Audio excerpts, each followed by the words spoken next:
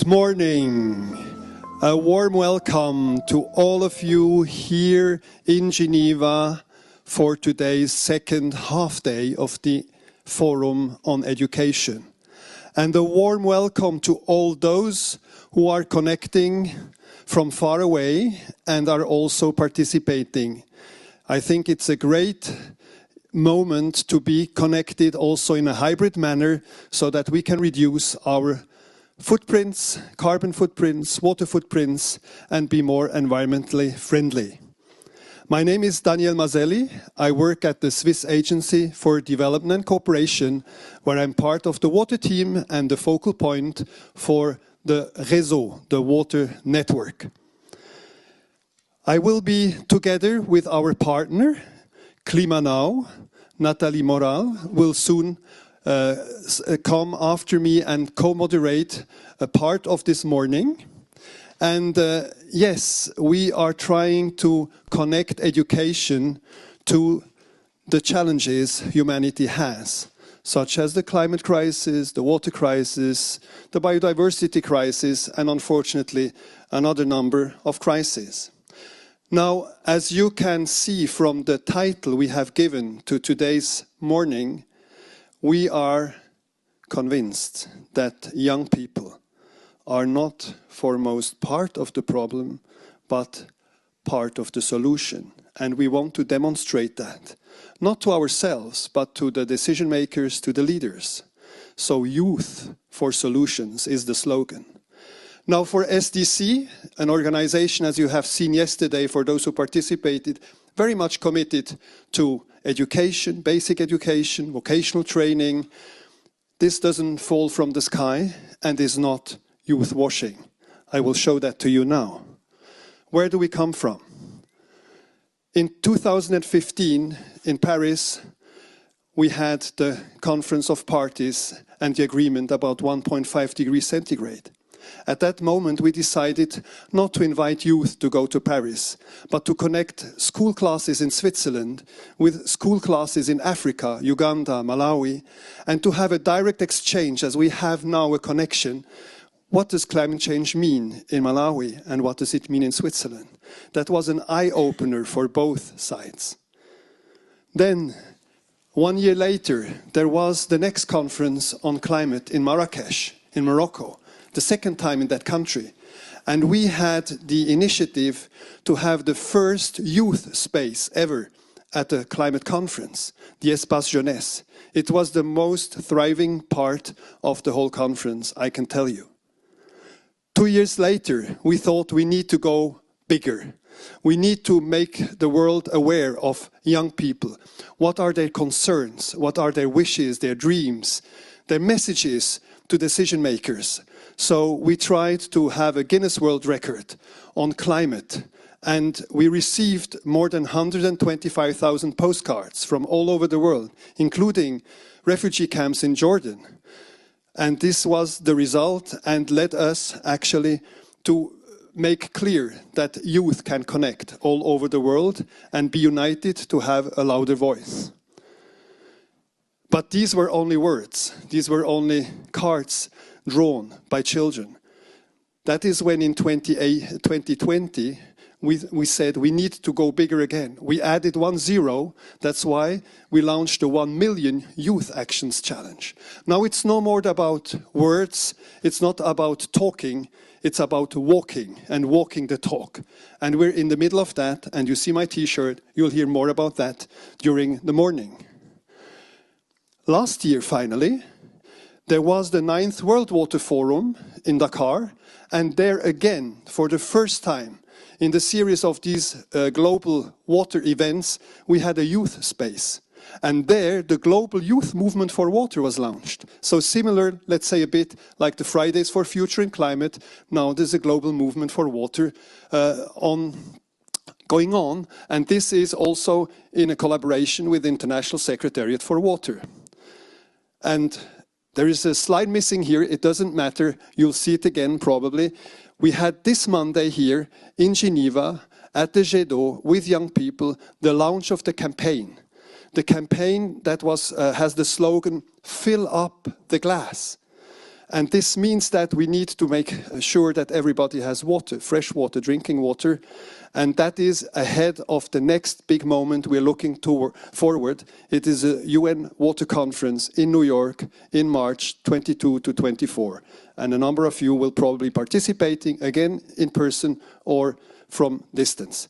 With this, I hope I have shown you that SDC is indeed not youth washing. We are really trying to raise the voice and also give the opportunity to young people to act and become agents of change, agents of societal transformation. Thank you very much for being here. Nathalie, the floor is yours.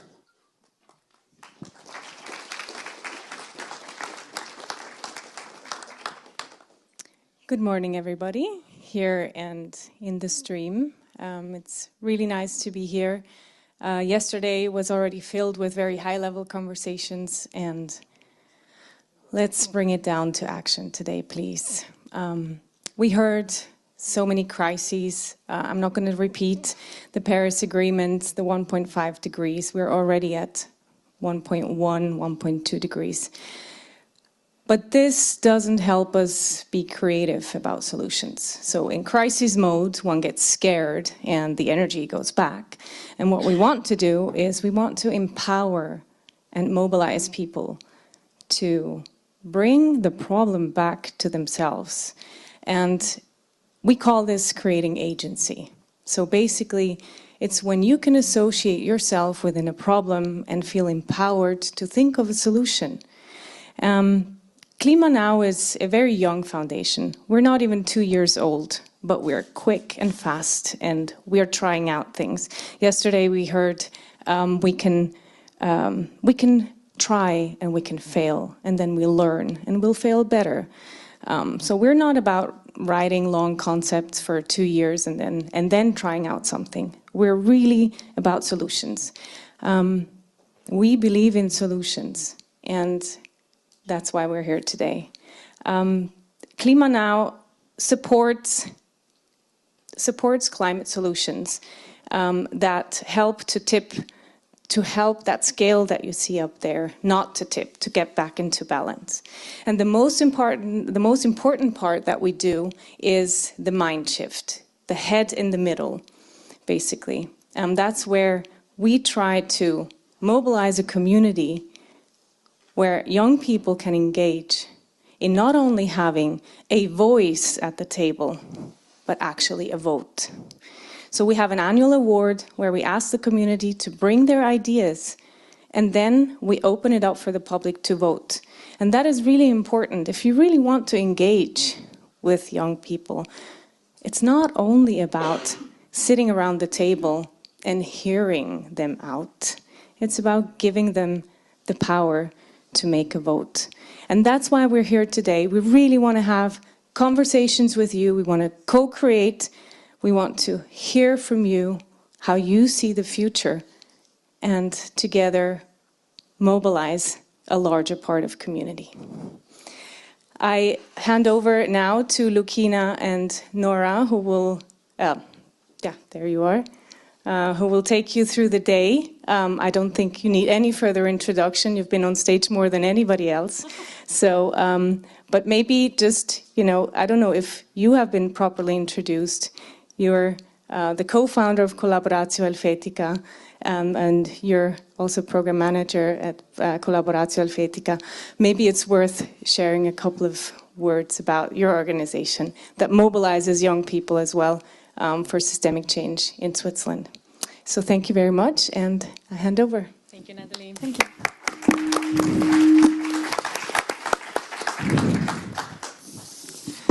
Thank you so much. Hello, everyone. If you made it at 7:30 this morning, you will know that my name is Nora. And I'm Lucina. And as Nathalie kindly invited, so yes, I'm the co-founder of Collaboratio Helvetica. We are a movement and a platform for the SDGs. We are focused on Switzerland, on holding our own country accountable, who is not doing as good as some or many people think it is when it comes to the SDGs right here in Switzerland. And our focus is on cross-sector collaboration and bringing dialogue where there's a lot of polarization. So making sure that we actually bring the different stakeholders together and find solutions and overcome the divides that are separating us. And we also have a space for young people, so please just approach me if you're interested. Exactly. And without further more introduction, we'll just jump in the day. So, first of all, as you know, there's opportunities to participate via Slido. There will be a few moments where there is an input given. We will see solutions being presented. We will hear from the work that is done over at UNESCO. And you have a chance to submit your questions via this link over at Slido. The QR code will go away in a minute, but if you need it later, you can just remember you use the hashtag ICForum and you will find it via slido.com. We also have people joining online, and for those people, there will be special questions asked via Mentimeter. And these results are not just, there to entertain, but we are very interested in your opinions, in your perspectives, and making sure that your voices are heard here in this room. And this is why Lukina and myself, later on, we will be presenting some of the results of what has happened online on Mentimeter. So to all of you online, do participate. so this is an overview on the agenda of today, what is waiting ahead of us. So we're going to start with the plenary. You're going to hear from different speakers. You're going to have some very interesting inputs.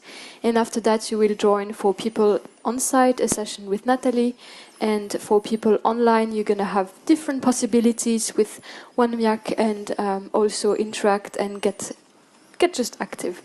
After that, we're going to close up this whole beautiful morning in a new plenary and reflect what happened today, this morning.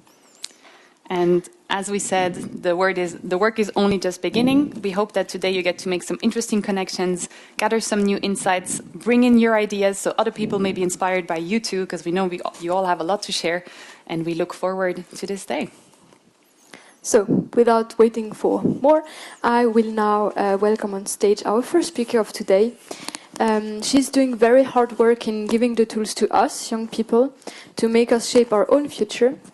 So please welcome on stage Nicoletta Lumaldo, the coordinator of the French-speaking part of Switzerland of Step Into Action. The floor is yours. Hello, can you hear me? Yes, wonderful. Good morning, everyone. Good morning. You're super used to this top-down thing. Okay, so good morning, everyone. Good morning. Okay, wonderful. How are you guys doing this morning? Great. Yeah? Good. Nice weather outside and you're still sitting inside of here. Okay.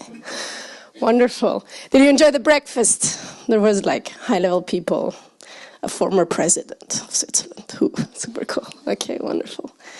So I'm here to also, apparently I'm here to give you an inspirational speech.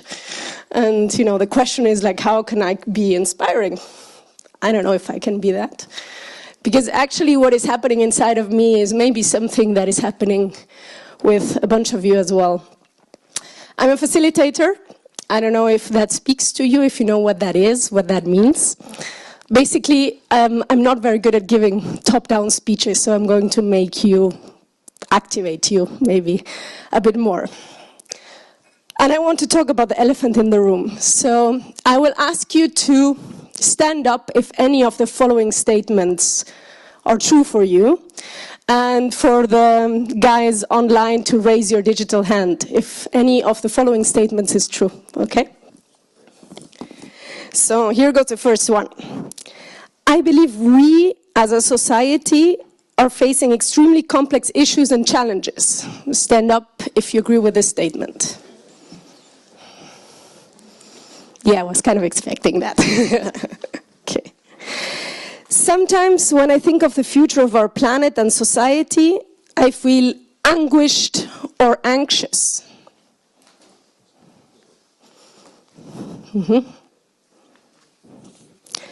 Sometimes when I think of the future of our planet and society, I feel sad. Yeah? Okay. Sometimes I feel we'll never make it. I feel things won't change in the right time. Okay, some optimism over here. Please look around you. Yeah? This is the elephant in the room. We have big, huge challenges. And apparently we as youth should be able to give the solution. You can sit down now. You can give the solutions, or we should be doing the solutions or giving the solutions for what we're trying to do, okay? And it's even greater when we think of all of the, let's say, more experienced adults who are hoping that we are going to be the change, finally, you know? So when I can fully understand this feeling. I also feel like this very often. And when I'm in this despair, in this feeling of despair, there's two things that give me hope. On one hand, well, we know what the biggest challenges are, and we know there's many solutions, and we feel that there's not much going on. But just for a second, I invite you again to just take a look around you. Like, literally, like, just take a second, look around you. Think of, the people who were there. Look at other people's faces. Why do you think these people are here? These people are here, and we're all here because we really believe that there's something that we can do, and that there's something that we can do together. So my first piece of advice, or, what I try to do is, exchange, cross-nurture, get all of the information, all of the inputs necessary that you have from the people here in the room and also in the digital space that we have. Fill your emotional tank in events like these, where you can see other change makers and other people doing and creating change. The second thing that I do when I feel this kind of overwhelmedness is to turn inward and ask myself the tough questions. What is it that really bothers me when I look into all of these different big challenges that we have? And what bothers me tells me something about what is important to me. What is really, really underneath the surface of the iceberg? What is really important to me? And what needs to change? What really, really needs to change?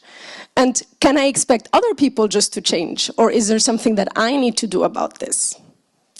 So these tough conversations, they're conversations that we need to have. And these difficulties or these challenges, they require so-called innovation, doing things differently.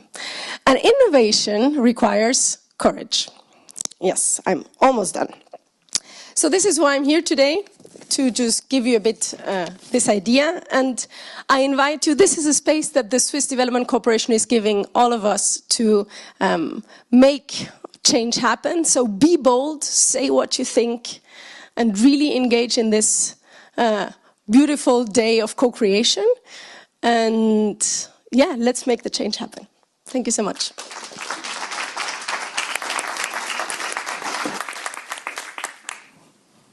Thank you very much, Nicoletta. I think we heard your message, and we will be what we are and what we think today. So now, I don't know if we have, first my mic, okay. If we have a connection. Hi, Samuel. Okay, so I will introduce our next speaker of today. We are moving our focus to Mexico, and it's 2 a.m. there, so we are connecting to our next Spanish speaker, Samuel Espinosa Gomez. Sadly, Samuel couldn't make it today because he got COVID, so we wish you all of the best for healing. And he's a declamation poetry champion, but also passionate about community service and action for the SDGs. As the youngest 1M1 MIAC ambassador and human rights defender, we have the pleasure to now listen to your inspirational speech. The floor is yours.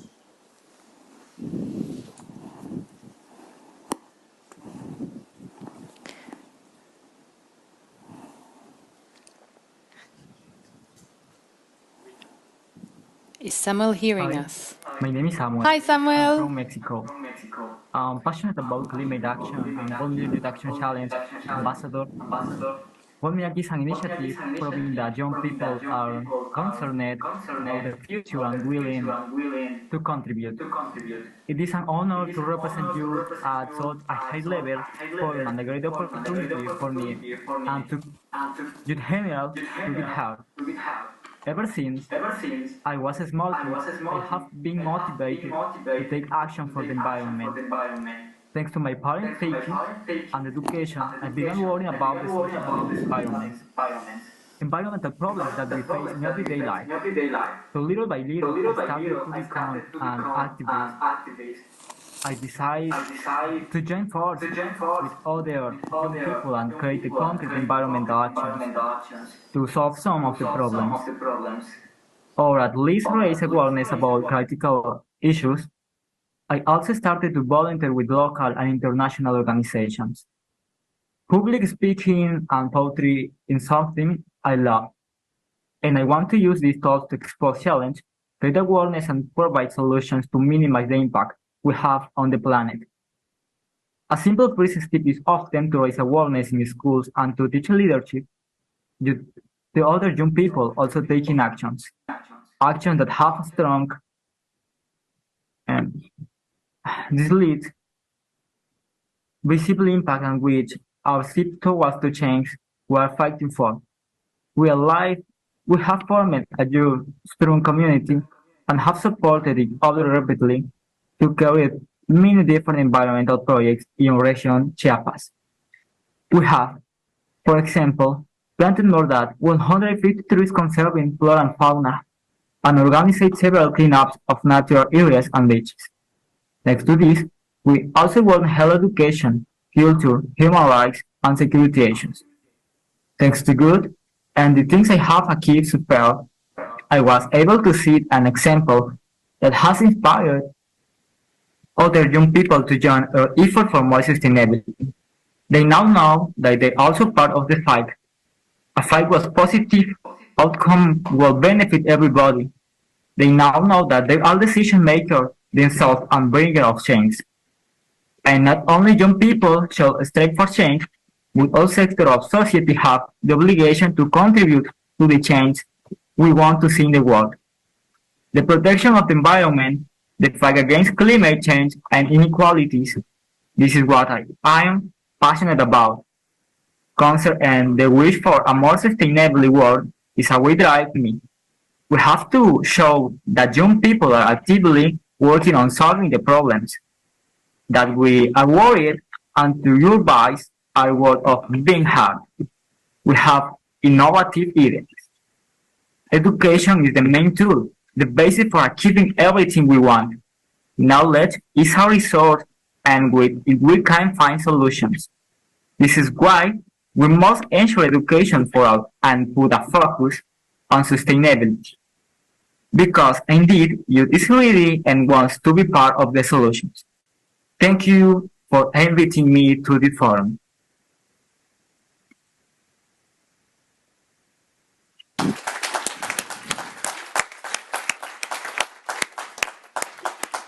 Thank you very much, Samuel, for joining us today. It was really a pleasure to being able to hear from you. We wish you a beautiful end of the night and good day. So amazing that he could connect with us despite a pandemic, despite the distance. And after these two inspiring speeches from young changemakers, we are now turning our attention to the focal point of today, which is the challenges at the intersection of education as a field and the environment. And who better to introduce this topic than UNESCO? As you might know, it stands for the United Nations Educational, Scientific and Cultural Organization. So it's my great pleasure to welcome to the stage Jessica Jevons. She is in charge of the strategic partnerships over at UNESCO. In this role, she mobilizes partnerships for results with a focus on areas such as education and sustainable development. We are really looking forward to hearing about the initiative that you will be sharing with us today. And as mentioned previously, don't forget to submit your questions via Slido, because after her short presentation, we will have the opportunity to have a Q&A. Ms. Jevons, the floor is yours. It works. So, good morning, everybody. Thank you so much for giving me the opportunity to be here. I'm going to be talking about the Greening Education Partnership. Now, the Greening Education Partnership is a multi-stakeholder partnership which places young people at the heart of the thinking and the, I would say, collection of good practices and ideas and approaches. Just maybe to reflect a little bit on the discussions that took place yesterday and here, even in the coffee break. Yesterday, we had the presentation of youth ambassadors, and when asked, what would you do if you were Minister of Education? one of the youth ambassadors said, yeah, of course, I put ecology at the heart of my efforts as education minister. And I'm super concerned about the water resources of the world. And I want to use that position as education minister to really make that change. And it's also really clear from her presentation that this issue around climate change is really one that causes great anxiety and concern. And that aspect of embedding the emotional aspects of climate change also really needs to be embedded in the curriculum and the way that we educate about climate change. So another thing that sort of came out of the discussions even this morning is that what can really make the difference is how climate change is embedded in the curriculum. And in some cases, it's really just ticking the box. There's a certain tokenism about it. But in other cases, you can have an inspiring visionary teacher who makes all the differences and not only inspires young people, but inspires young people to inspire their families and make change at home. And then just finally also to say that UNESCO's approach to greening education is a really holistic approach. It concerns the formal education system, but it also concerns non-formal education communities and the differences that you can make in your communities. And one of the starting points in changing things in your communities is actually even to start with parents. So this was another topic that came up in the coffee break this morning, is that young people can really make change by starting at home, by changing the behavior of their families and parents.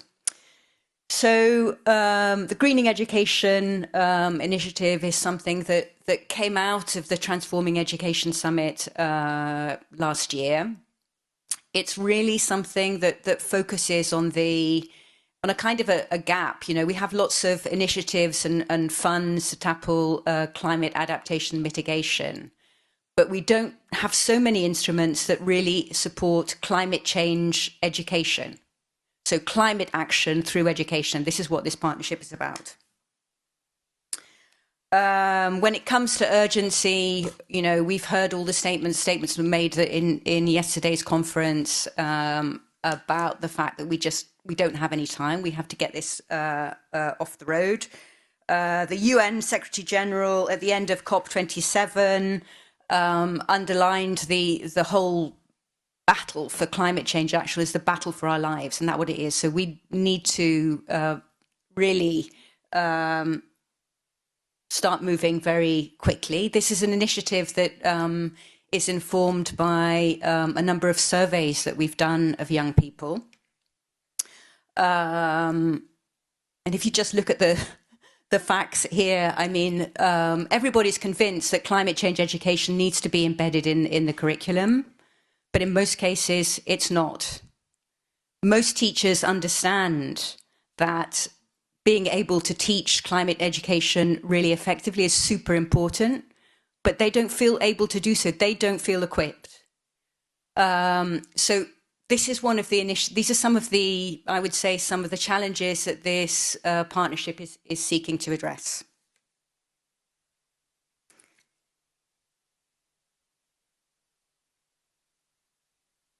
So here we go again with the results of our youth survey. In terms of quality, young people found that 70% of them feel that they lack the knowledge and the understanding to explain climate change. They've also asked for reflective, solution-based, action-oriented pedagogies, including learning outside the classroom. They want to do concrete projects. They want to do them outside the school environment. They want to work with their communities. And what we realize is that what we need, in addition to mobilizing the energy and ideas and action of our young people, is also bring together governments and a range of other stakeholders, including private sector, foundations, international climate organizations, UN, universities, to work together to help identify solutions at country level.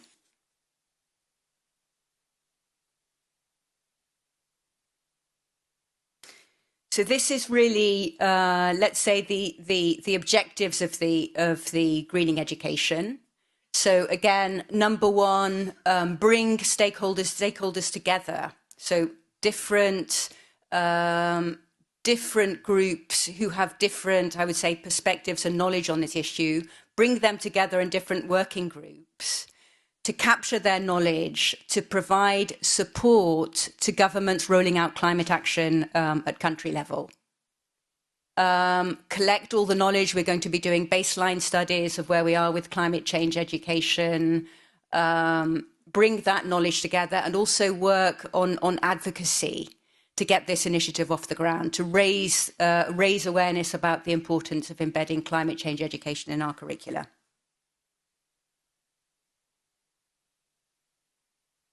So there are 4 pillars to the Greening Education Partnership. Greening schools, which looks at how we can make sure that we have an approach to education where sustainable models are embedded in the running of schools themselves, so accreditation systems. Greening learning, that's what I was talking about earlier. We really need to equip teachers and leaders on how to talk about climate change, how to educate about climate change. Greening capacity, that's also building capacity at country level. And greening communities means working outside the formal education system, doing these kind of experiential projects, starting at home with families and communities, doing local projects. So how are we going to set up this initiative? So I would say now we're in a kind of co-creation phase. The secretariat of this partnership will be UNESCO, and we're working with our member states at the moment to refine the vision and the goals around these 4 pillars. And of course, when it comes to individual countries, we'll have to take account the differences and specificities of those countries. So now we're talking to our member states, to all the countries who are members of UNESCO, about how we can envisage this new initiative. We had a meeting last week with all our member states, and we had around 62 countries who joined us in that discussion. So there's a lot of interest. Now, if we want to get this off the ground, we're also going to need money to do this, and this is where the team that I'm part of is really working. So we want to set up a fund at UN level. This is something it's not just UNESCO; it goes beyond UNESCO. It's a UN-wide initiative, and this fund we want to run it with other UN organisations who are concerned about climate change. We've been talking to UNEP, and they're really interested, and we've been talking to UNFCCC, and they're going to come on board. And we want to create a fund that will basically provide us with resources to provide support at country level. Once we've taken into account all the views of these stakeholders, including young people, that we can work with UN country teams, that we can build capacity, and that we can also use these funds also to collect data, to follow up and to monitor. So we're aiming, it's an ambitious target, and we're prepared to go around every donor capital, but we're looking for around 50 million to get this started. When it comes to membership, of course, there are the member states, there are civil society, young people, private sector. They'll all be involved in different aspects of this multi-stakeholder partnership. We'll be working very hard between now, I would say, and the next COP in December to get people on board. We'll be setting up these different working groups, collecting ideas, working together to get this off the ground. Finally, maybe just to say that when we go back to these, so maybe just to have a quick look at those working groups again. Whoops, I've lost it. Let me just go back. I think you're clicking forwards now. But anyway, Yeah. perhaps that's all the time we have. So maybe if you could join me here or Yes, give your... absolutely. Thank you so much. Thank you for sharing these remarks with us. Maybe to say one final thing to say is, how can you join us in this? So you can sign up. So on these websites, you'll find a survey and you can express your interest in which of these topics that you're interested in. And we will be actually looking for youth organisations to join us in this. So please sign up, look at the survey, let us know what group you're interested in, and we'll get back to you. Thank you. Brilliant. Thank you so much.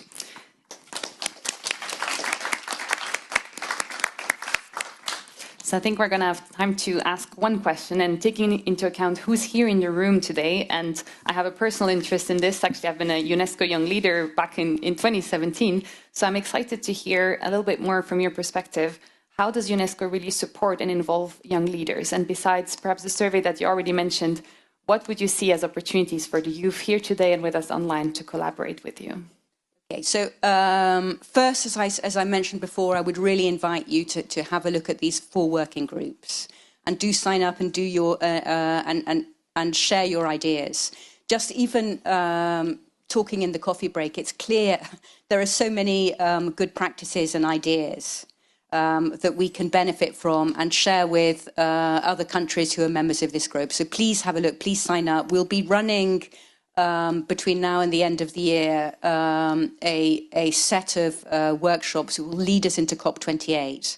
And we'd really appreciate your input in, before we head into COP28 and build on your ideas so that we can feed them into the different working groups and pillars that we're working on.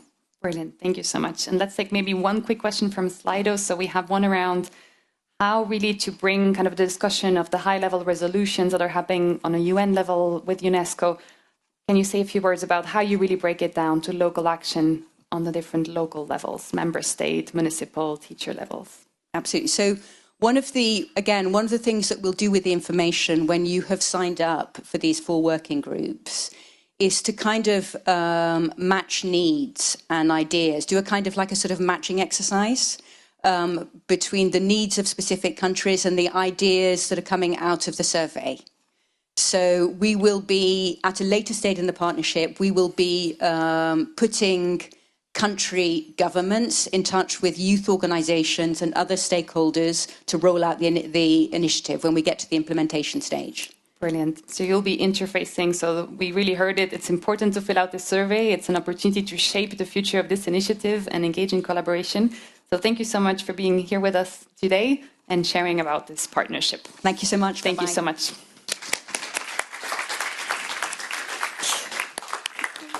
We now turn to 4 organizations who will be presenting us their solution initiatives. And to introduce the first 2, I give the floor back over to Natalie. Is this the one that works? Yes, perfect.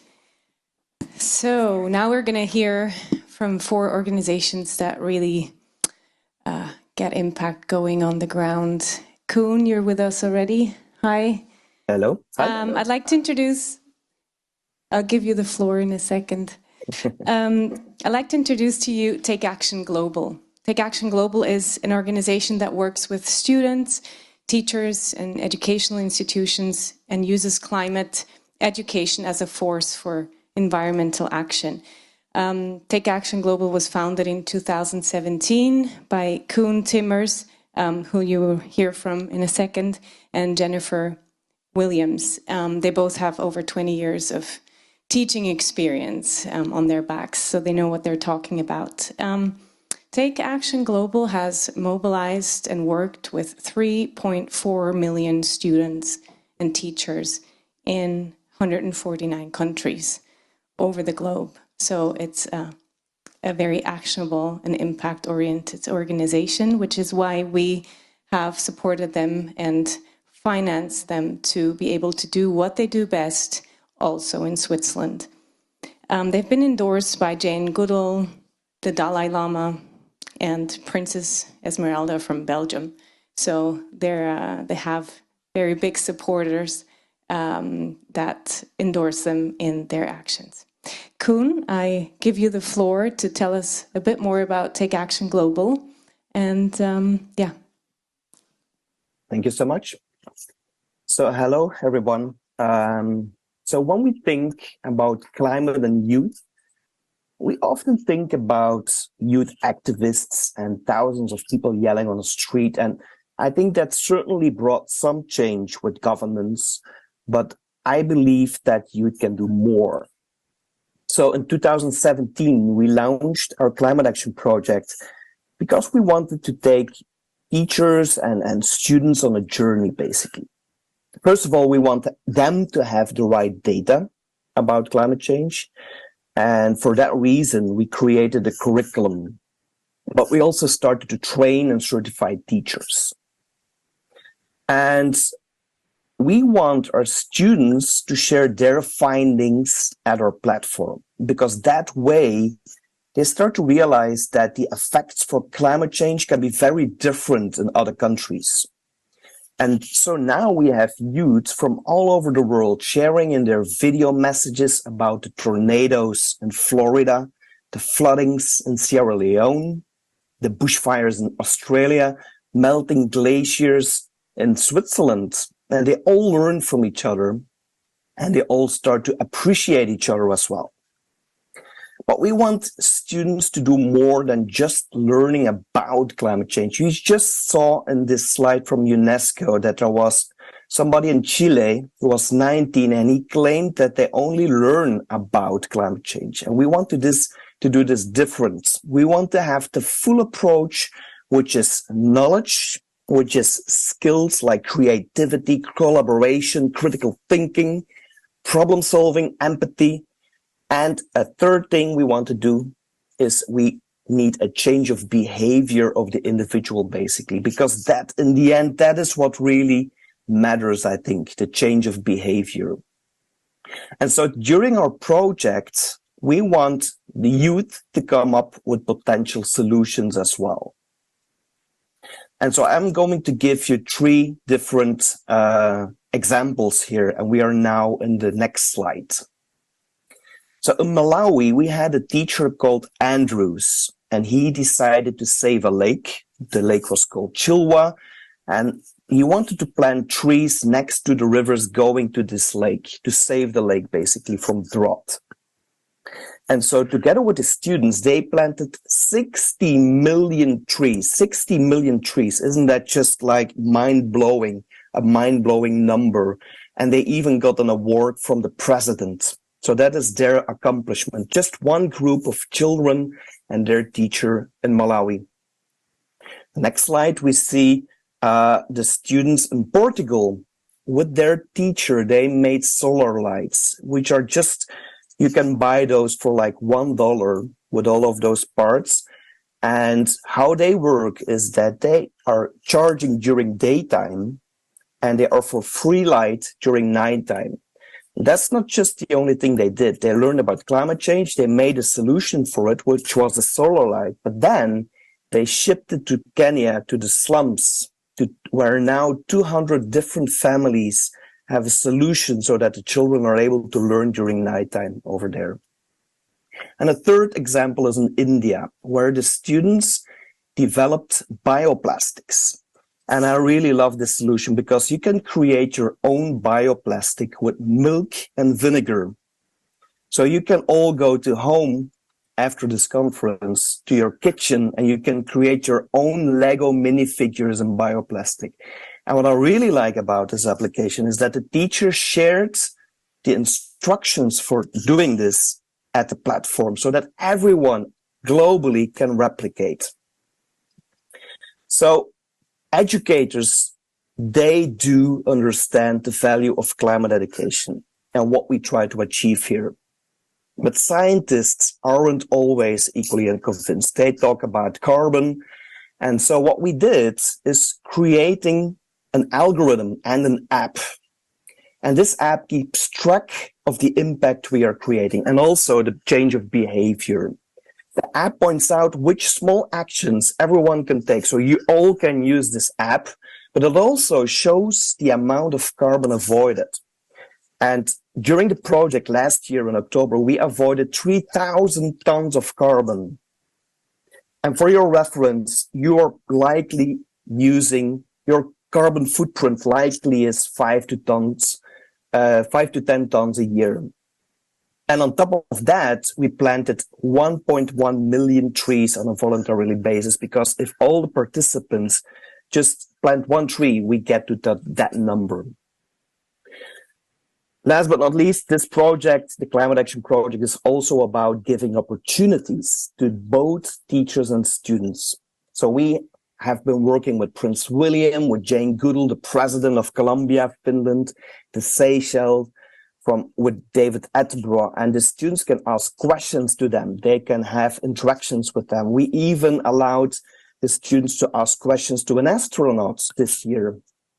And so they have been able to feature and highlight their findings, their efforts to a live audience of 500,000 people during our Climate Action Day last year. I'm sorry. So this project, it is free. We are really grateful for Climate Now's support as well. That is why we can offer this free. So everybody is free to join. You will see Tatiana in a few moments. Reach out to her. And the great thing is that we had 3.4 million students and teachers in 149 countries, as Natalie already mentioned. So we are still growing. We have students in every continent. Even one of the 2 schools in Antarctica is joining us. And one of those extraordinary participants of our project is right there in front of you. It's Tatiana. You will hear from her in a moment. She's from Moldova, and she will share about this with her wonderful students. Back to you, Natalie. Thank you.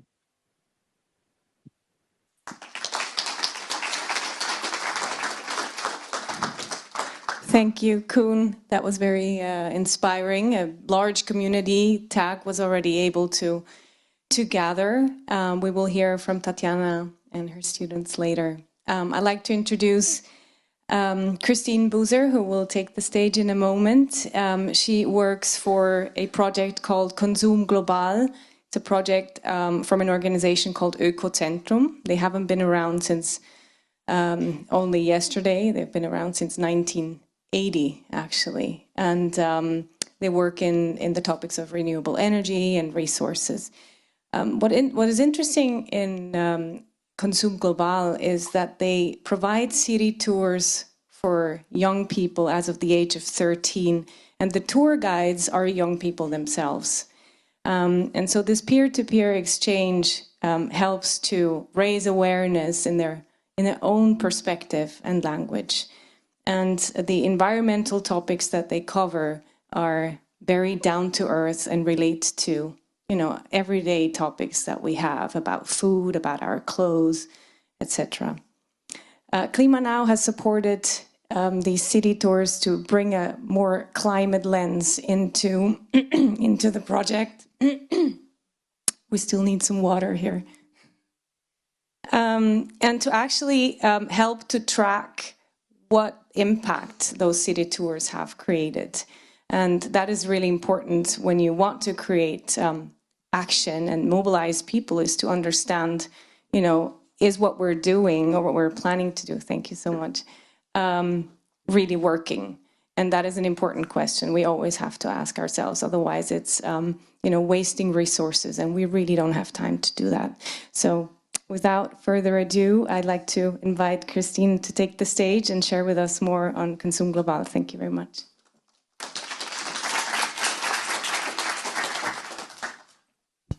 Okay, it's working. Thank you. Welcome to my very short presentation about Konsum Global.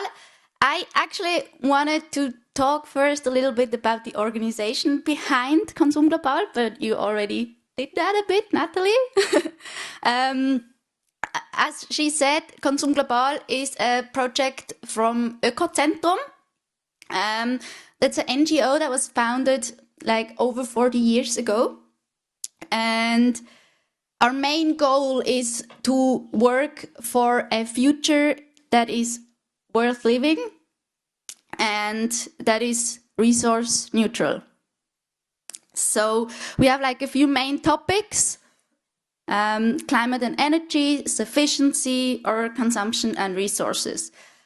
We have a lot of different projects, mainly educational projects, and we work with a lot of different groups of people. Konsum Global is one of our main project and actually also one of the oldest project we have. It was initiated in 2008. It's, as you already mentioned, it's a city tour, and we talk about like climate-friendly and sustainable consumption behavior. So that's very important topics on that tour. Currently, we have the tours in Basel, Bern, and Zurich. So it's actually a project in Switzerland. It's a project in the German-speaking part of Switzerland. One of that tour is taking 90 minutes. And we have 3 different topics. So one of the tours is about food and food waste. The second tour we have is about sufficiency and happiness. And the third topic is about circular economy and waste. So, how are we doing these tours? Yeah? During the tours, we talk about like specific examples and talk about the social and environmental impact of our local consumption to the entire world. So they're city tours, but it has nothing to do with sightseeing. We actually show the participants how they can reduce that impact, that social and that environmental impact, and how they can consume more sustainable and more climate friendly. We visit like very concrete options for action. So we show the participants like different places and positive examples in the city. So for example, we go and visit stores or restaurants or cafes or initiatives that have like a sustainable concept behind it. So we want that the participant know directly what can I as a person do to change my consumption behavior. And we, for like transporting those contents, we use very interactive, very interactive methods. It's all about, we don't want to give them just a speech. Like the participants, they need to work with us. Like they need to discuss with us. They need to solve some tasks. We work with young moderators that like lead those discussions and dialogues at the eye level. I actually brought 2 of those moderators with me. So maybe in a coffee break, if you also have some questions about what their work is about, maybe you can wave shortly. It's Lorena and Celia. They're leading those tours. Yeah, and maybe to end up, I want to give you some numbers. I'm almost done. Last year, we had over 170 tours. And since we started the project in 2008, there were over 19,500 participants taking part in our tours. Thank you.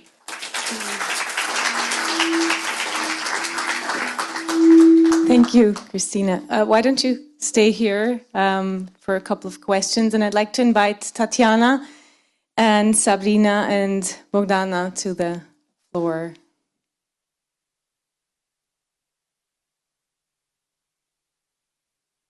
So I'm told we're running a bit late, so I can only ask one question to each of the organizations. Had I known you also brought some tour guides, they would be standing up here with you. Maybe to Sabina and Bogdana. We hear a lot about climate anxiety, and we heard that today as well. What does that mean to you as young people being engaged in the topic of climate. How does that feel to you? What does climate anxiety mean to you?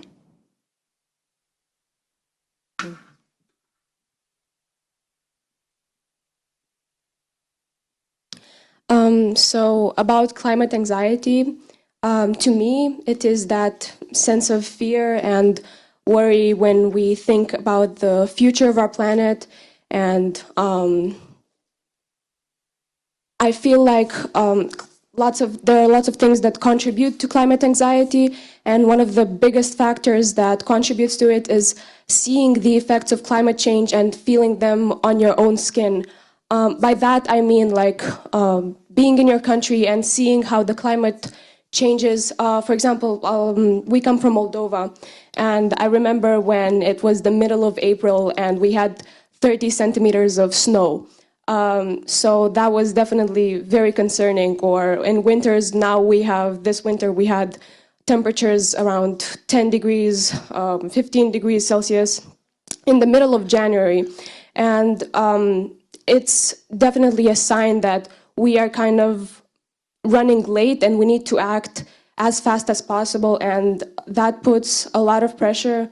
And another thing that contributes to climate anxiety is probably, as young people, we are always told that, we are the future and we are here to we are the solution, and I agree with that, but we had the conversation in the morning at breakfast, and somebody mentioned that as young people, yes, we are the solution, and we need to, we have this responsibility of taking action, but we are also, young people, and we need this space to develop as people and not focus only on the future and fixing things that people have done in the past. Loud and clear.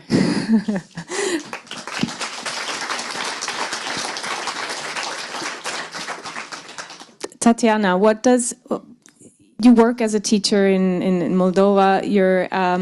You're the deputy director of Heritage International School and a country ambassador for the climate action project of Take Action Global. Yeah. What is the international aspect? Why is that so important for Take Action Global? The global aspect of the project is really important, and it has good motivation behind it. First and foremost, as Cohen has already mentioned in his speech, we all know that the effects of the climate change look different in different parts of the world. For example, here in Switzerland, you have melting glaciers. In my own country, Moldova, Bogdana has already mentioned, but we have heat waves and we have terrible droughts in the summers. So the entire economy is being changed. In Florida, they have tornadoes and so on and so forth. And when these young people in the project get together, they start with exploring the global aspect of the climate change, and then they dig deeper into local and national aspect of it, and they do research, and they find lots of interesting things that they didn't know. And when they get together to meet with young people in other countries, they discuss, they share their findings, and they are amazed at how climate change looks different, and they learn from each other. And this helps us and the students build tolerance and appreciation for who they are, what they face, and how we should all get together to learn for one common purpose. Thank you. Maybe one question for Christine. We heard that the city tours are provided in 3 different cities in Switzerland, which is a great start. But how can we expand, and can we recruit people internationally to become tour guides? Where can they sign up? Right now, we actually only do tours here in Switzerland, so it's nothing international yet. I don't think that we are having the size to go international. Like, we are a small organization, but if you want to sign up to become a tour guide, you can ask me or our tour guides that I brought with me. So just come along in the coffee break and ask me. Great, thank you. I'm looking at Nora and Lukina. They're becoming creative on telling us about timing. Good, thank you so much. A round of applause for Take Action Global and Consum Global. Time is running, not only here, but for the measures to take to really address the crisis.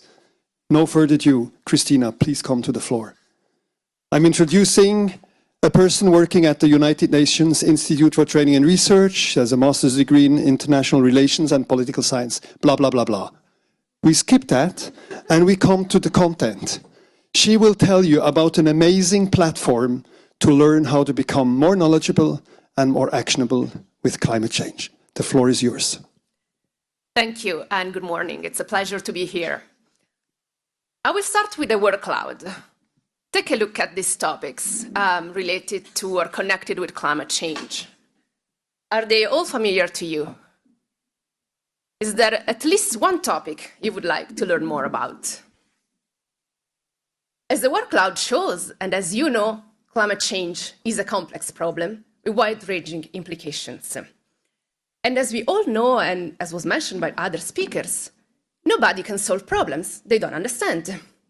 And this is at the heart of our work.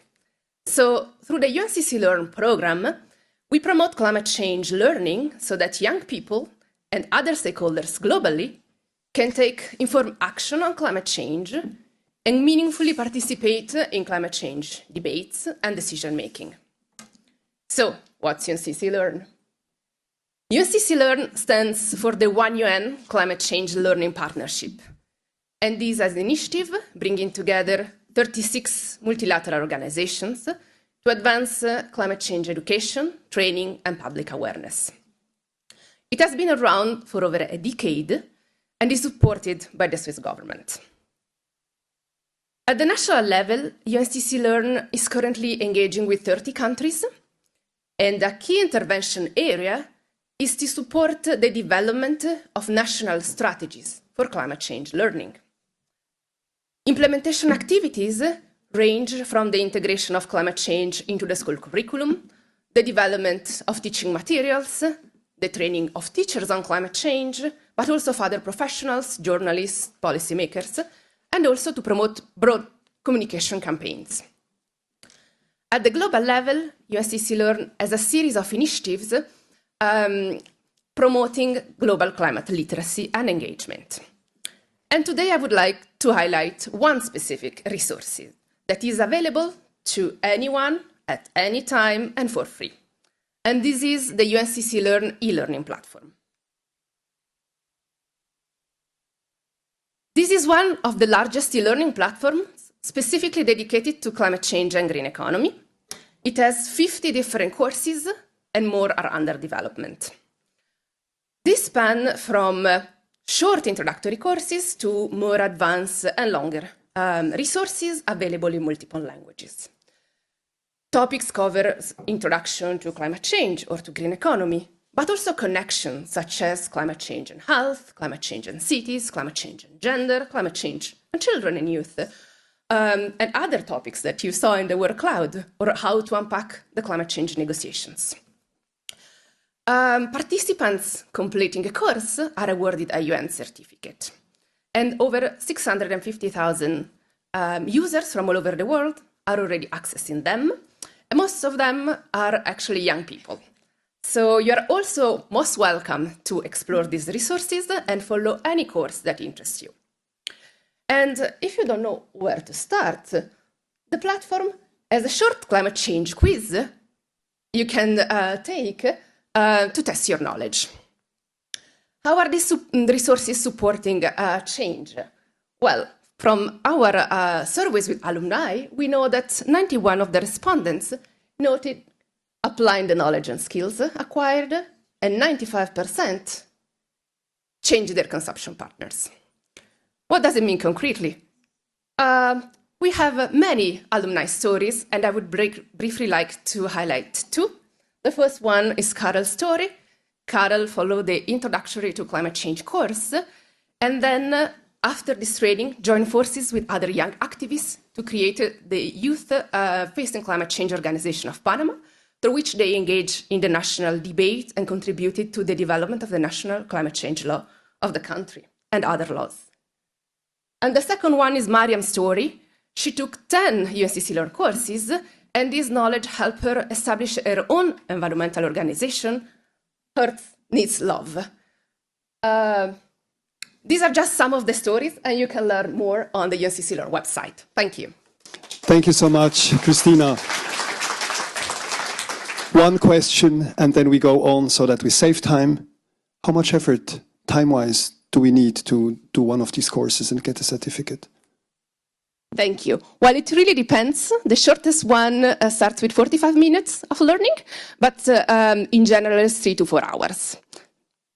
Thank you. Thanks to you. I now call Esther Meduna to the stage. Esther is part of Globe Switzerland. And what this means, she will tell us in a minute. Her background is biology. She's also a teacher. She's a scientist. So she unites the ingredients that are necessary to be handling Globe. The floor is yours. Thank you for the invitation. And yes, I represent Globe, and Globe is an acronym that stands for Global Learning and Observations to Benefit the Environment. And it's an international and national program for science education and citizen science. And it's a worldwide program in 127 countries. It was founded by Al Gore in the US in 1994. And now there's over, as I said, 127 countries worldwide. And it's a community of students, teachers, scientists, and citizens to better understand, sustain, and improve the Earth environment. And we do that by understanding Earth as a system. And so there's protocols or programs about all the spheres, like the atmosphere, the biosphere, the hydrosphere, and the pedosphere. So it's air, life, water, and land, which you can do hands-on protocols in a scientific process. So you go out, you observe nature, you ask yourself a question, you formulate a hypothesis, you collect the data in the field, you analyze it, and then draw a conclusion. And so far as Globe, we sort of focused on the scientific process, but now we really want to focus on the action as well. So you act upon it, what you really saw outside. And we think with this scientific approach, you can really develop the 21st century skills as well, as Kuhn already mentioned. They communicate, collaborate, creativity and innovation, critical thinking and problem solving. And it's about community and citizenship, and about compassion and building character as well. So how do we do this? And I'll just highlight one example we have of a protocol, which is bioindication. And sort of you have a recipe. It's really a hands-on approach, which was developed by scientists and validated by teachers. And you go outside and you look at the water organisms in a stream, in a creek, in a river. And usually when you go out, you don't really see much in a river except the water, but you sort of have to dig a bit and then you find them. And with those water organisms, you can assess the quality of the water. So you can say, is it unpolluted? Is it mildly polluted? Or is it highly polluted? And you can then enter the data into a platform. And all of this is open access. So everybody can access it and join and collaborate. And what happens from some of these students, what they did is sort of they saw the section of the river they studied, it had a lot of trash, so they started a cleanup day. Another group saw that a farmer was putting the manure very near a stream, and if this is then washed into the water, it's not good for the river.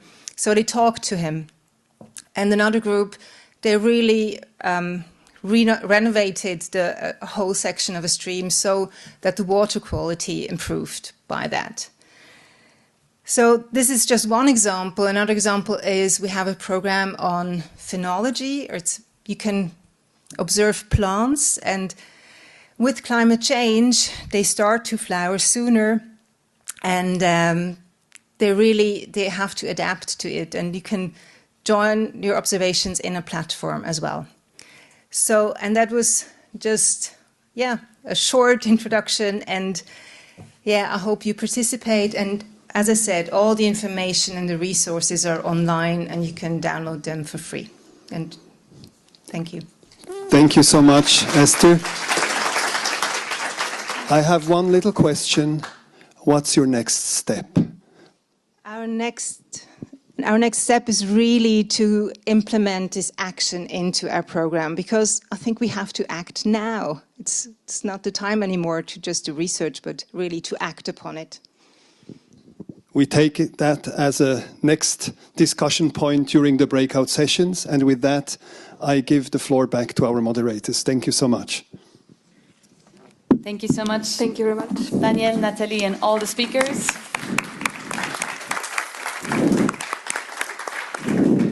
I would like to ask all the speakers to please have a look at Slido. If you could log on, there were some questions asked to the specific organizations. Can you share more information? Can you share an example? How is UNESCO doing this? How is TAC doing this? So if you could please log on and leave some information, perhaps a link where the people can find the answer, that would be fantastic, as we didn't get to all the interesting questions that were asked on Slido. Thank you so much. And now we're going to enjoy a little break until 10:25. And after the break, for the people that are in presence here, you can just have the break outside, come back in this room, and the following steps of the program will be presented to you by Natalie. And you just come here after the break. And for those of you who are online, we are going to have 2 separate Zoom rooms. So just go back to the website that you used to log on to where you are now. And if your last name is starting with the letter A to K, you just click on Zoom Interactive Session 1. If your last name starts with the letter L to Z, then you click on the second link. And this will allow you to have an interactive session together in a small group where you get to connect and discuss with other young leaders and the WAMIAC ambassadors. We hope you enjoy the break as well as the interactive sessions, and we will reconvene later. Thank you. We hope that you had really inspiring conversations, that perhaps you met someone you maybe disagreed a little bit with and found some common ground, or potentially that you were inspired or learned something from another perspective, one that's different from yours. So we will be now hearing from both the workshop that happened online and the one that happened here in Geneva. We will be hearing about visions, about ideas, about dreams, about solutions. So in order to get us in the mindset for that part, I would just like to invite you all to take a deep breath. If you want to, you can close your eyes. If you want to stretch a little bit, you can do that, just to really arrive. Arrive with yourself. Arrive back in the room.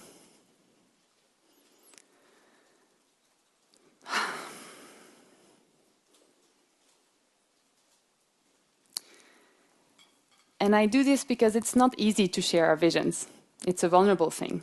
It's easy to shoot down somebody who dares to stand up and say, I believe it could be different. The voices of the skeptics tend to be very loud. So we invite you to be open-minded as you hear from the different groups, and to keep hopeful and see if you can learn something more even from what is going to be said up here just now. So Lukina, over to you. Thank you, Nora.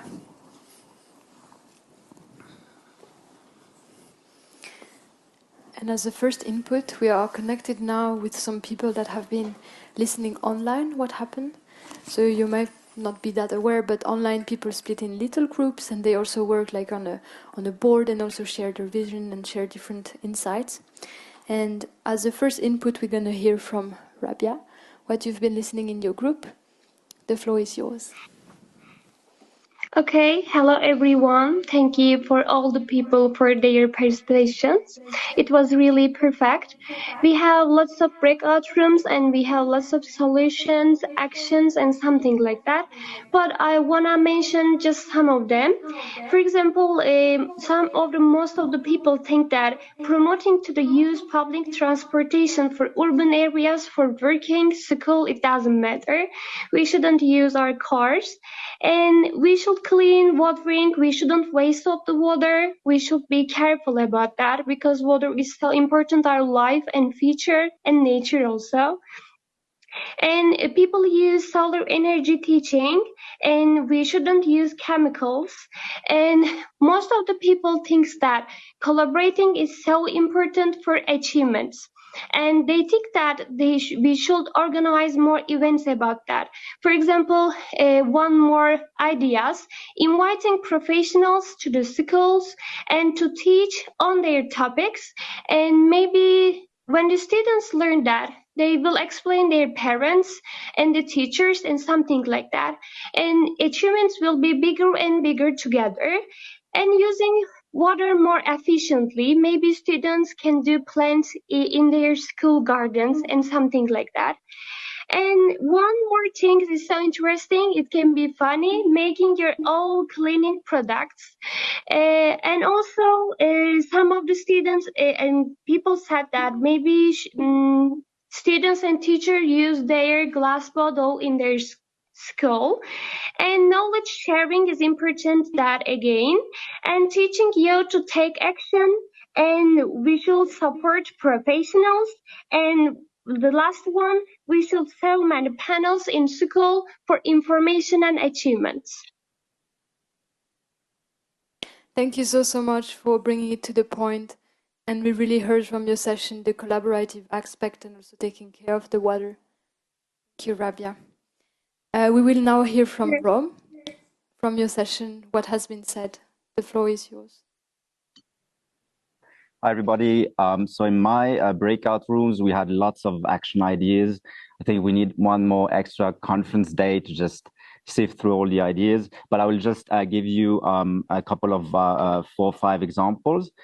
We had this one action idea about solar tech teaching, teaching school children, but also young adults to use skills to use solar energy, like photovoltaic and so forth. And then we had another action idea about collecting grey water for, recharging groundwater, recharging the aquifer, using water from sinks, shower rooftops, and so forth.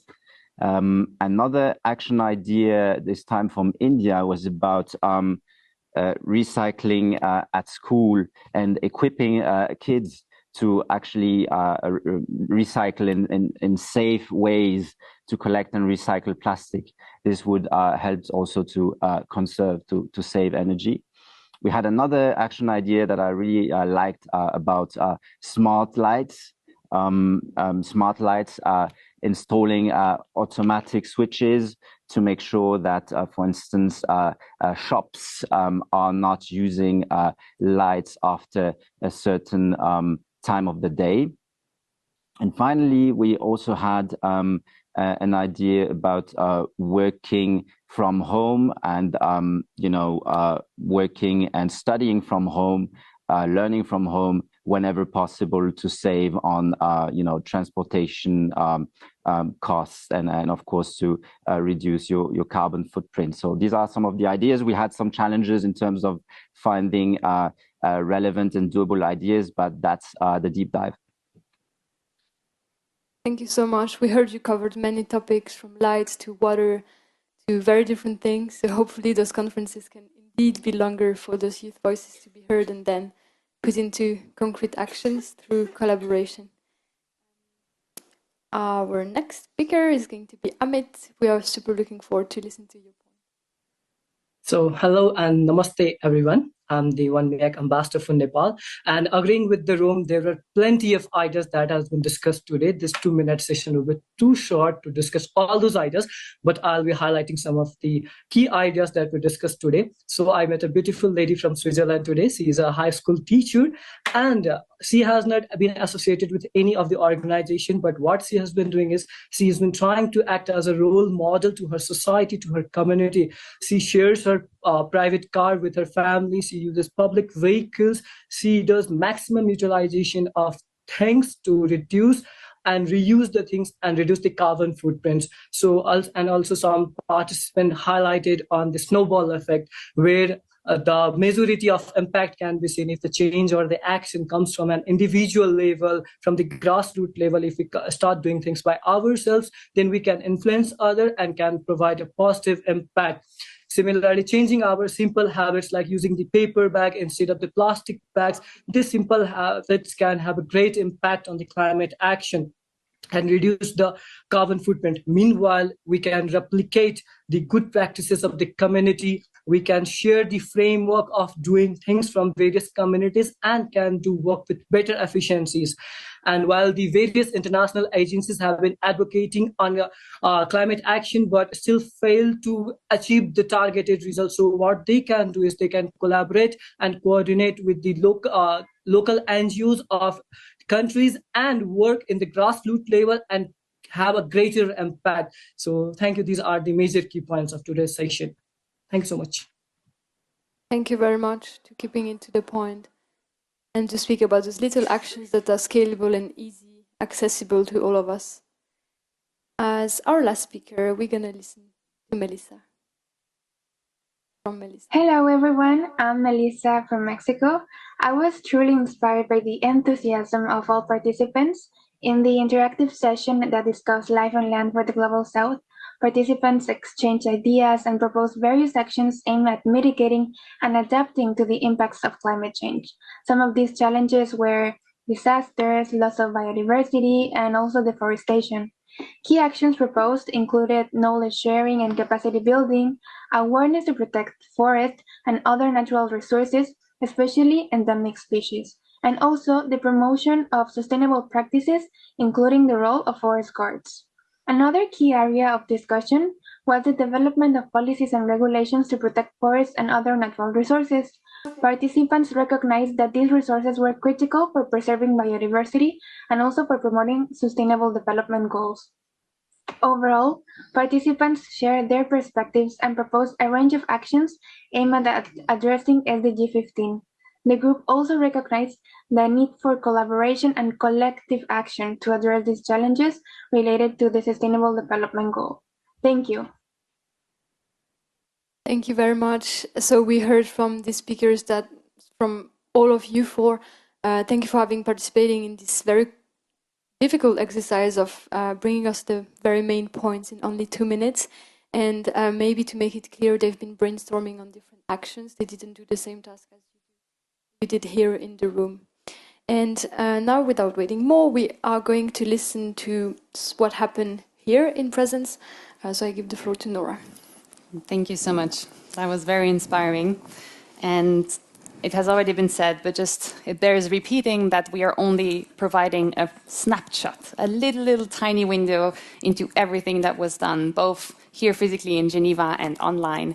And the results, the insights, all of that will be made available after today's conference. So if you want to learn more about anything that you've just heard, or you want to add your perspective some more, feel free to check that out. And I'm really excited to welcome up here with me the 3 rapporteurs from the session that happened here in Geneva. If you would please join me, Bemisola, Sabina, and Maureen. Welcome.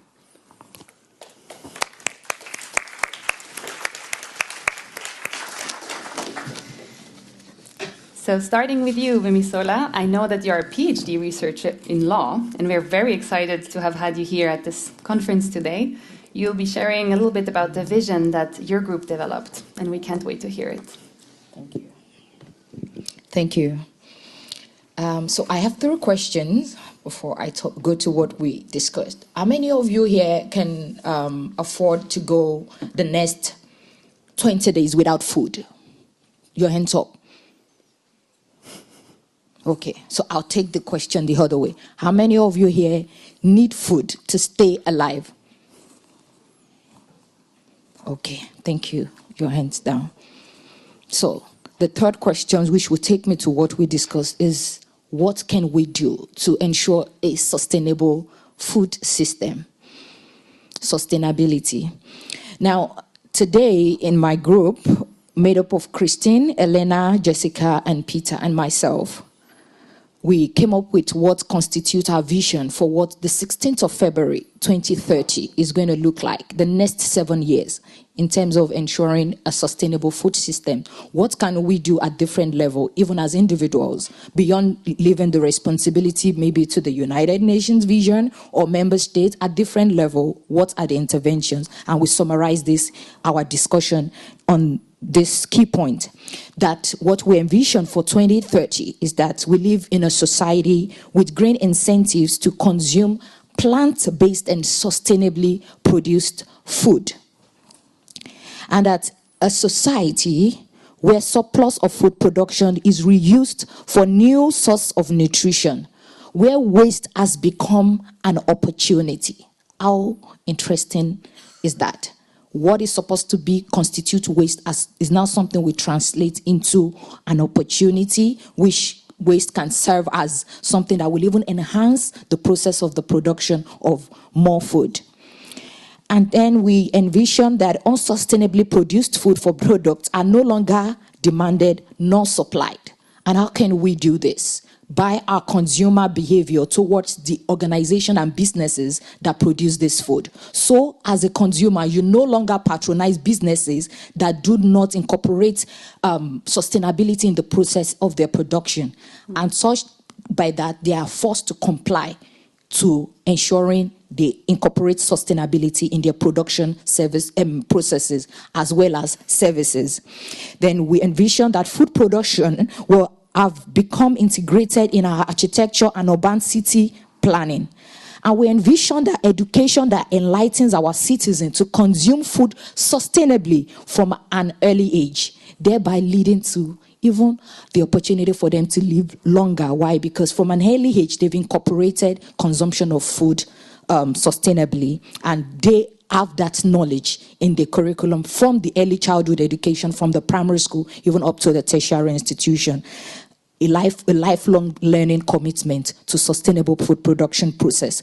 And we have successfully utilized the opportunity of digital technologies to optimize our agricultural production process, in such that when technology is being incorporated, some of those things that would probably ordinarily need the effort of people in the production process to engage in some form of manual labor, those things will be phased out. We will incorporate technology, so those efforts could be channeled towards more productive activities. So it is not that technology will take away the job of the future, which has been the fear of a lot of people, but then we would better use those energy, and then that will optimize our process of production in terms of food and make it more effective and efficient. And finally, we see a 2030 where we live in a peaceful environment in which advocating for continuous sustainable food system has become a fundamental human right. So we want you to join us and see this vision for 2030 and join us from now to build towards that future. Thank you very much. Thank you so much, Bemisola. That was very inspiring. Thank you to the whole group who developed this vision. Now, let's head over to you, Maureen. I know you're a student from St. Gallen here with an entire class, which is very exciting. Can you tell us a little bit about the vision that your group developed? Yes, thank you. Our vision was done by me, Lorena, and Selena, Rodrigo, and Guvana. Thank you to our group. I think we did the best vision ever. So, to start off, first, we want the eradication of plastic. So, no more plastic pollution. Of course, for some things, we need plastic. But for pollution, we will not do that anymore. Additionally, we want to create awareness of climate action to schools and rural access. That means that all over the world, we want to spread knowledge so everybody can understand why we want to do this, why we need to do this. Furthermore, we reduce the virtual water consumption. When this idea was given to me, I didn't know what this was. Does anybody know what virtual water consumption is?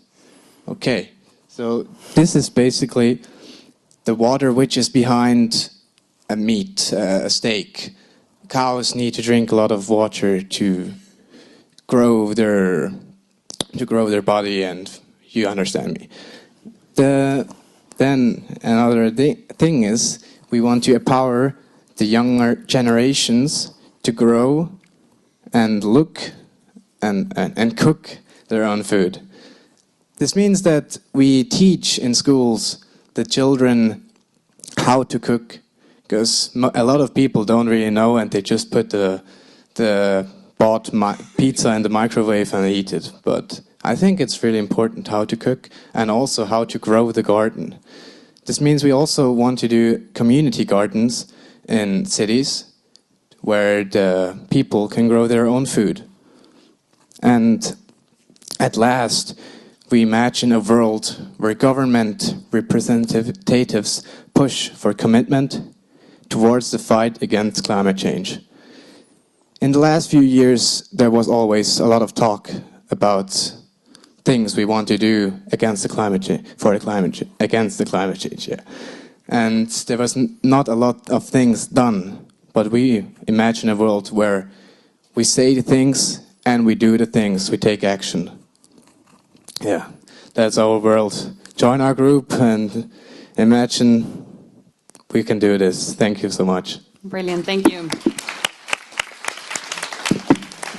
Fantastic. And last, but definitely not least, we have with us Sabina, who's a student from Moldova, who has been very actively involved in climate action projects for a number of years. So we're excited to hear what your group has developed.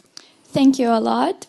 And as a student that comes from Moldova, which is an agricultural country, I would like to focus more on the perspective of education, because nowadays young generations are the future of tomorrow, and they are the ones that can actually make a change.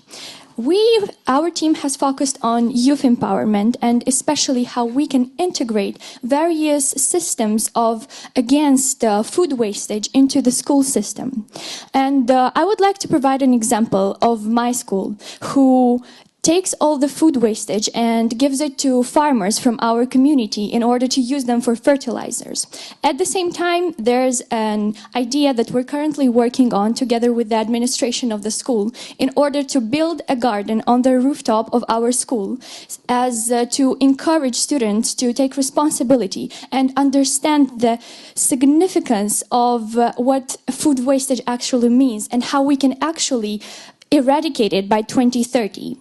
Now, as we are moving on to the topic of eradicating it by 2030, I would like to mention the Sustainable Development Goals that have to be taught in every single school, because only this way we can actually help and contribute the future generations towards tackling the importance of food wastage within our community.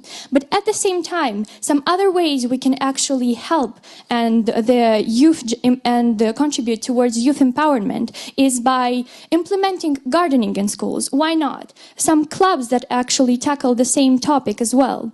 And we can also encourage biodiversity programs into the school system. And this is why, in the end, I would like to say that climate change is not some far-off problem. It is happening now, it is real, and it is happening here.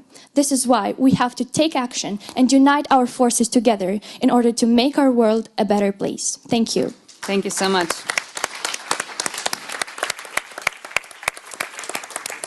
That was absolutely beautiful. Thank you so much to all three of you. And thank you to everyone who participated in both of the workshops for daring to dream, for daring to step forward with your ideas, with your passion and your courage. And to paraphrase Mark Twain, it's always impossible until it's done. Right? So don't listen to the naysayers. We heard this advice also from Ambassador Nicole Rude this morning. Be courageous, be bold, go forward. So thank you so much for sharing with us with so much passion today.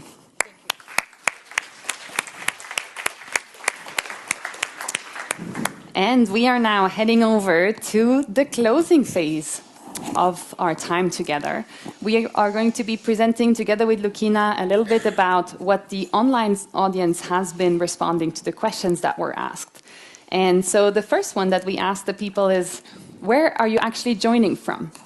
I believe you can also see it up there. Fantastic. As you can see, Switzerland is well represented. We have specifically Langenthal. That is that is good advertising. Go to Langenthal. But we also have Croatia, Nigeria, we have Indonesia, Australia, Bangladesh, Romania, Sri Lanka. So we really have a variety of places that were tuned in with us here today, that hopefully were able to contribute their so important perspectives from the different contexts and to bring them together. The next question we asked was, how old are you? Woohoo, okay. So, okay, we have just one person younger than 20 years old, but I believe in the room we had more, if I recall properly from breakfast this morning. At least 3.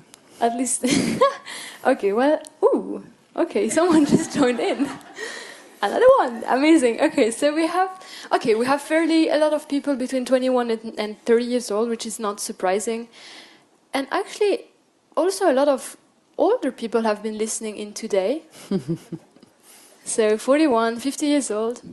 51 to 60 years old was a bit more tricky. They have been most likely very occupied. And 61 and older, we have 4 older people who also joined in, which is really amazing.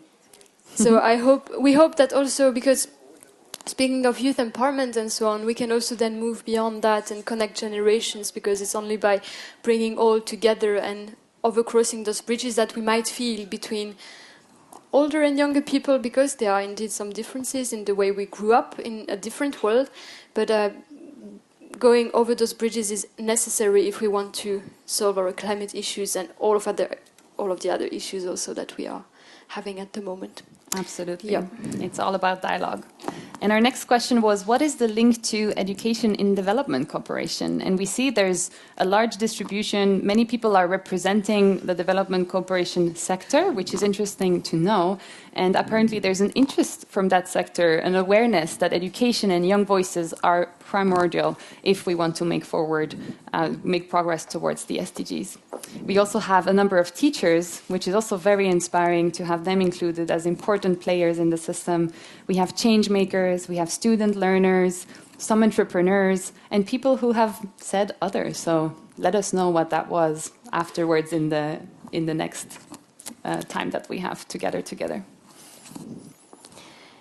And coming to... So you see they've been asked a lot of questions, but we just focus on some. And we ask, what actions do you take to address climate change, biodiversity loss and other environmental challenges, water, food security, etc. And a big one is water, which is, I guess, not surprising, having a lot of the water conference community already present and mobilizing towards the UN conference happening later this year. But we also have many different ideas. I cannot read all of them, but we have agroecology, we have upgrading own knowledge, and many other very creative ideas. We have 20 people who have been answering that, and we have more than 20 answers, so that's very insightful and creative. Everything will be published online, and it keeps changing, so wow. More input is coming in by the minute. So we see we definitely have a room full of creative people who are taking actions on so many different topics and in so many different levels. And then the last question that we would like to share the answer to here is, we asked, what would be most helpful for you to either start to take action, if that's your situation, or to scale your actions? And what we see is that what was prioritized the most was access to funding. In a second place, we have showcasing existing ideas startup. There's a match between third and fourth place I see happening, with expert talks, sharing of knowledge being prioritized, joining an existing initiative, events, opportunities to network. Access to key stakeholders comes in sixth, and access to basic infrastructure such as internet seventh. So we definitely see that access to funding seems to be high on the agenda as something that is really important for people. It's interesting to me that, for example, access to key stakeholders is number 6, and perhaps it would be interesting to reflect, where does funding typically come from? What is required to access different sources of funding? And very often it is by having access to the right stakeholders that then access to funding can happen. But it's definitely an interesting conversation to have with, especially also Klima Now, who's here, who is dedicated to supporting climate actions and the many other opportunities that there are to get engaged. And this is an inspiring thing to see, I believe, that we see that sharing of knowledge is so valuable. We had several talks this morning about different organizations who offer opportunities to learn. So that is definitely a need that can be addressed by what was present here in the room today. Joining existing initiatives, we had a marketplace, we heard from all of you, we heard from different organizations who presented their solutions. So hopefully those of you who are looking to join an existing initiative have found a nice place to start.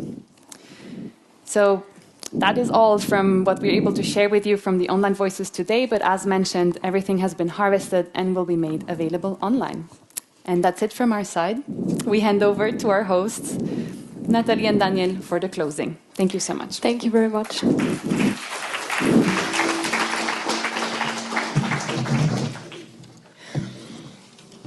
Thank you all for participating so actively in the last 1.5 hours, and to hear your inspiring visions was really very emotional. And thank you, Nora, for setting the stage and being present in the moment. I think we always talk about those things too quickly, and then we talk about vision setting and being creative like it's something that is not emotional, but it is. And yeah, thank you for that.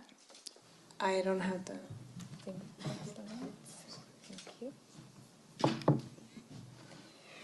So I'm really happy to hear that access to funding and showcasing is something that could trigger more climate action within youth, because that's why we did what we did this morning on vision setting.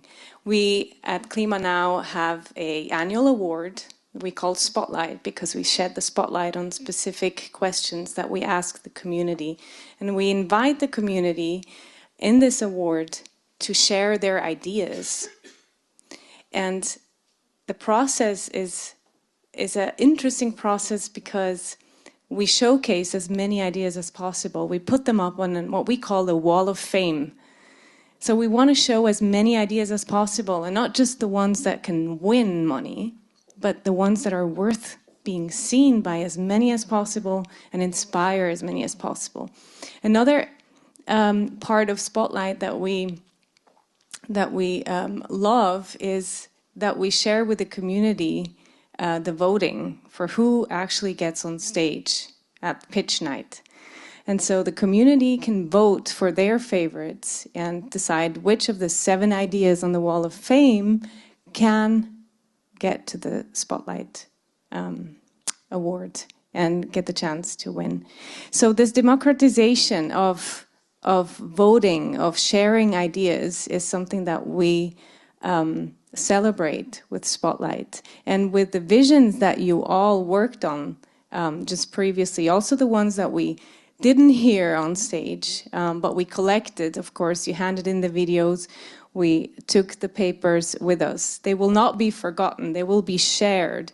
And when we launch Spotlight this year on the 11th of May, and we make the call for ideas, we will share your visions, and your visions will inspire other youth to think of ideas and participate in the Spotlight process. So thank you so much for setting the ground and helping us to launch the new Spotlight of this year. I think we should applaud.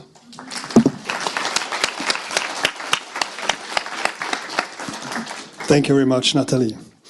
Yes, so the last few minutes, I'm one of the 61 plus here. The good news is you don't need to be getting older in your heart and mind, even if the body is getting older. So it's all about intergenerational collaboration. I had a look at your feedback on what are the key takeaways, and I have wrapped them in a kind of picture, mental picture, which I will share with you right now. A few key words from my side as a takeaway, both personal but also for the institution, for SDC. Getting connected. Joining forces. Be inclusive and exchange experiences. I think this morning when you had the federal councillor with us, he was exposing himself to a new situation. We were exposed also to a new situation. I strongly believe that exposure is a good way to make people change their mindsets. He should not have been here with us. He should have been in a school in Malawi, know electricity, no facility, and then talk with people there, or in a Jordan refugee camp. That's another story. Exposure will try to get hard to work on him to be more exposed to realities. Now, imagine 3 pieces. Not art pieces yet, but just 3 frames.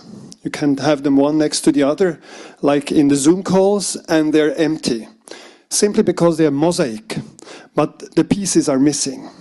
I have heard yesterday and today that we have people working on different kinds of frames and mosaics. Some are working in a very scientific way. So signs are the puzzle elements they put into the mosaic to get a picture. But then there is another piece missing. These are the feelings. It's the piece or the frame where emotions come in. And we had some of them yesterday as well, for those who participated. And today we had the last frame, which is the very important one. It's about the hands. So we had the head, we had our hearts, and we need hands to take action. All 3 go together. We can't solve the problems, the crises, without connecting all these 3. So it's a trilogy. And actually what we get if we combine that, if we get connected, if we exchange, if we expose ourselves, we will just help all to grow together. But not growing as economy has been doing, just grow together in a way that will not harm neither the environment, nor communities, nor different belongings culturally or so. Everybody will just profit from that. That is a dream, but dreams only come true when you have a clear vision. Else, as you know, any road will lead you there, and that will be your surprise. Good. Enough for that. Old man will stop talking very soon. What can we offer? SDC will offer you 2 things, I think. I need to get some support from the management. But first thing, we will continue to offer the platform and the support to become part of our One MIAC action. That is where we can connect. But then I think that we should also go a step further and try to mobilize what you have been putting on top, funding. I always say to my management, sorry, no fun without funds. And it's not about fun, it's about really doing the necessary, urgently needed things to improve the trajectory of this planet. And with this, I hope we will stay connected, we will continue to exchange, and maybe we will all be, again, or part of us, coming together in the 3rd edition of the IC Forum next year, 11th and 12th of April, already scheduled, and I hope in another place with other frame conditions that are more conducive to be agile and creative in co-creation for better pathways to the future. Thank you very much. Have a good journey back home. And for those connected virtually, thank you for having stayed with us. It's not easy. We've been trained through pandemic, but thanks for your endeavor and determination to remain with us.